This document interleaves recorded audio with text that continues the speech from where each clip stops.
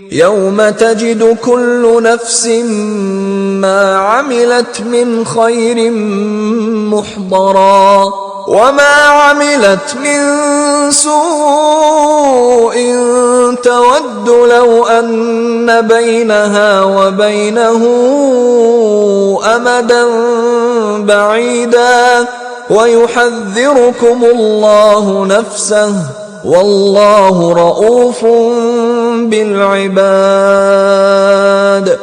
جس دن ہر شخص اپنے اعمال کی نیکی کو موجود پالے گا اور ان کی برائی کو بھی دیکھ لے گا تو آرزو کرے گا کہ اے کاش اس میں اور اس برائی میں دور کی مسافت ہو جاتی، اور خدا تم کو اپنے غضب سے ڈراتا ہے اور خدا اپنے بندوں پر نہایت مہربان ہے۔ قل ان کنتم تحبون اللہ فاتبعونی یحببکم اللہ ویغفر لکم ذنوبکم واللہ غفور رحیم۔ اے پیغمبر، لوگوں سے کہہ دو کہ اگر تم خدا کو دوست رکھتے ہو تو میری پیروی کرو، خدا بھی تمہیں دوست رکھے گا اور تمہارے گناہ معاف کر دے گا، اور خدا بخشنے والا مہربان ہے۔ قل اطیعوا اللہ والرسول فإن تولوا فإن اللہ لا يحب الكافرین۔ کہہ دو کہ خدا اور اس کے رسول کا حکم مانو، اگر نہ مانے تو خدا بھی کافروں کو دوست نہیں رکھتا۔ ان اللہ اصطفى آدم ونوحا وآل ابراہیم وآل عمران علی العالمین۔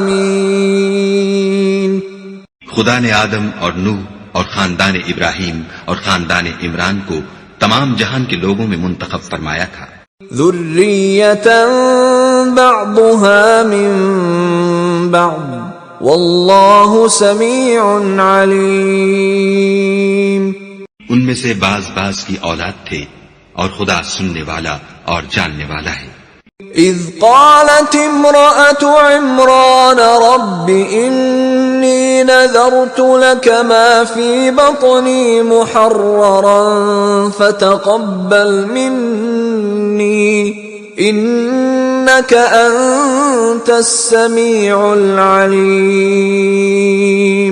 وہ وقت یاد کرنے کے لائق ہے جب عمران کی بیوی نے کہا کہ اے پروردگار، جو بچہ میرے پیٹ میں ہے میں اس کو تیری نذر کرتی ہوں، اسے دنیا کے کاموں سے آزاد رکھوں گی، تو اسے میری طرف سے قبول فرما، تو سننے والا اور جاننے والا ہے۔ فلما وضعتها قالت رب انی وضعتها انثى والله اعلم بما وضعت قالت رب انی وضعتها انثى والله اعلم بما وضعت وليس الذكر كالانثى وانی سميتها مريم وإني أعيذها بك وذريتها من الشيطان الرجيم۔ جب ان کے ہاں بچہ پیدا ہوا اور جو کچھ ان کے ہاں پیدا ہوا تھا خدا کو خوب معلوم تھا، تو کہنے لگی کہ پروردگار میرے تو لڑکی ہوئی ہے، اور نذر کے لیے لڑکا موضوع تھا کہ وہ لڑکی کی طرح ناتمام نہیں ہوتا، اور میں نے اس کا نام مریم رکھا ہے، اور میں اس کو اور اس کی اولاد کو شیطان مردود سے تیری پناہ میں دیتی ہوں۔